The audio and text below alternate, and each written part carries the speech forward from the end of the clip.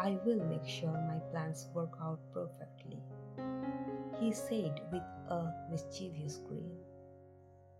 You are weak now, and since only your loving husband can ease the tension, he leaned closer, his tone playful but firm. It's clearly my responsibility. Besides, you need proper rest tonight, so let me fulfill my husband duty first. She blinked at him, flustered, but as she looked at him, being too adorable to get denied, she just managed to grab a fistful of fabric off his shirt to hide her smile. He turned his focus back. This time, he took his time. He was in no rush, whispering and chuckling between the made her blush. His fingertips roamed freely around every part of her skin. The way he knew every inch of her body, every corner of her soul, filled her with a quiet sense of pride. She tried to swallow down the rising wave of that has been threatening to escape her control. He finally stopped, making sure she was completely at ease. They lay side by side on the bed, her head resting against his chest as she listened to the steady rhythm of his heartbeat. His fingers gently combed through her hair, calming her further before he whispered with a teasing grin. So, what should I say if someone asks about my sharp jawline and this perfectly masculine body? She smiled faintly against him, her blush hidden in his warmth, her laughter escaping like a quiet sigh. I will think about this in my dreams, she whispered, brushing a soft against his lips before closing her eyes. Meet me there and choose the best answer. After she drifted in sleep, he took his phone and obviously took necessary steps for his plan. The next morning, the doorbell rang. It was still too early even for breakfast service. The sudden ring broke the quiet. She stood, blinking against the faint morning light, and found herself in his embrace, her still trapped between his teeth. They were in the Hype apartment. The likelihood of an emergency was quite high. She managed to free herself from his embrace and went to open the door. It was a parcel addressed to him. She glanced at his name on the label, decided not to open it, quietly placed that on the side table, and she slipped back beneath the covers again, curling into his warmth once again, unwilling to surrender her soft morning comfort. He stood when she returned, his hand finding her gently, tracing over her arm before resting on her waist. His voice was a sleepy whisper, tender and teasing. Let me take care of you first.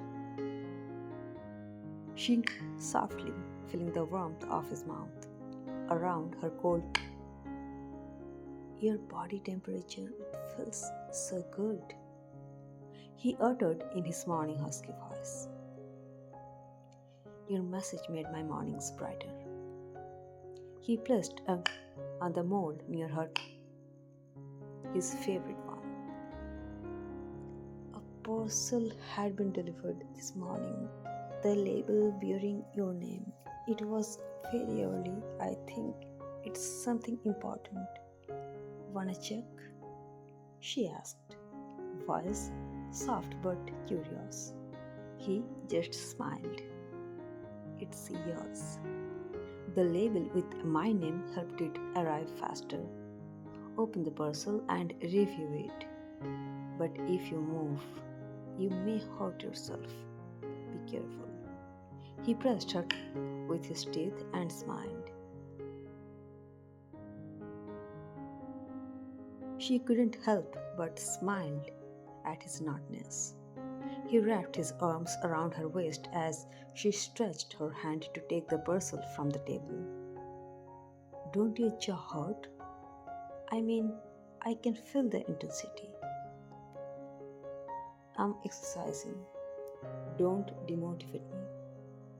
He focused on his little game. As she teared the plastic wrap, she found the combo up she had kept in the cart. She giggled, was about to thank him, but then she noticed it was not her size.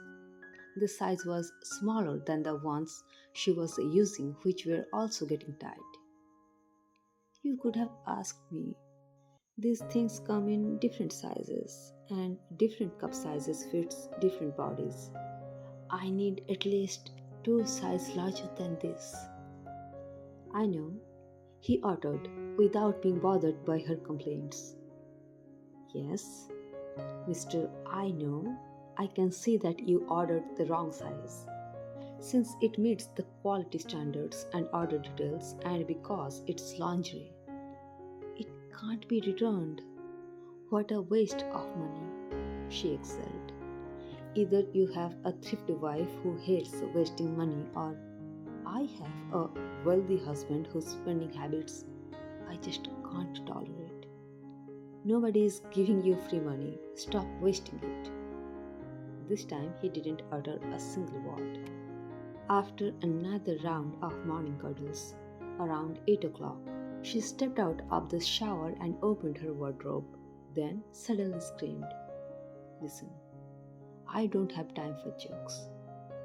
Where are my old lingerie? I have to go to the embassy. Her husband replied calmly, You consider me wealthy, don't you?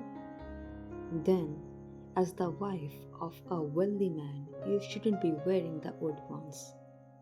Try the new ones instead.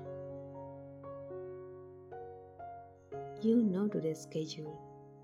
How am I supposed to survive with a smaller cup size in this situation? She said, trying to explain her frustration.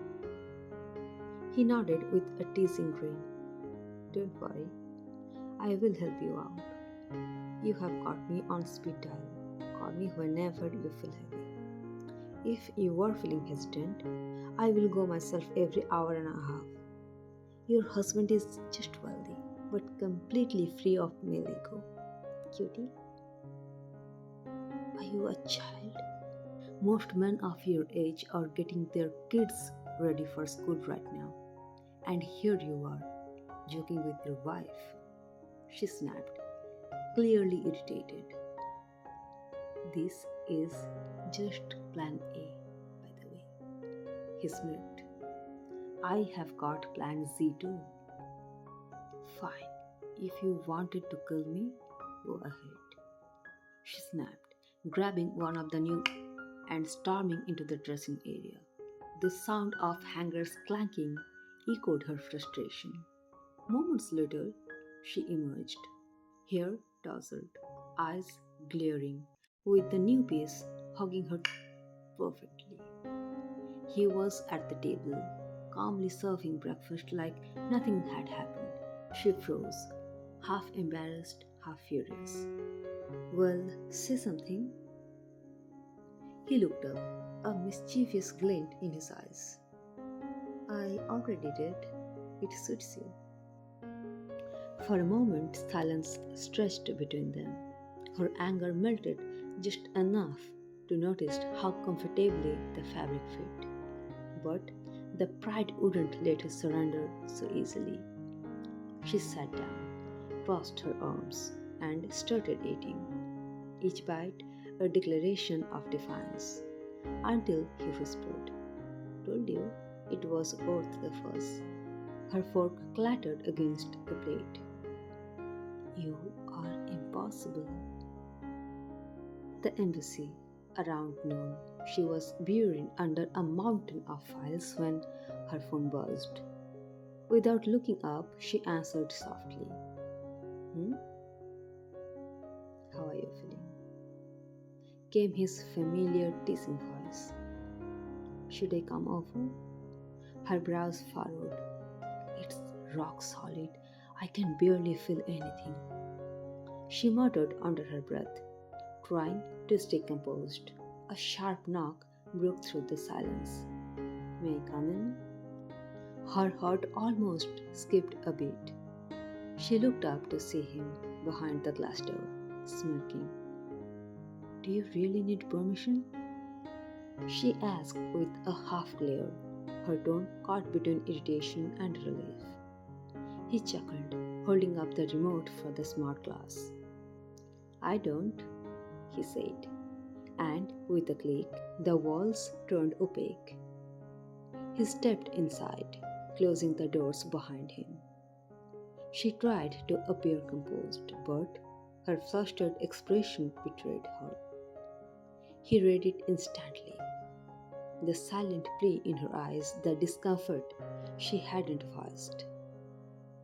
You didn't call me for help, even when you were struggling, he said in a low, disapproving tone as he took a step closer. I just didn't want to bother you. Your schedule is hectic too, she whispered, her voice trembling slightly. He sighed, half frustrated, half amused. You intentionally drive me mad, he said, brushing a strand of hair from her face.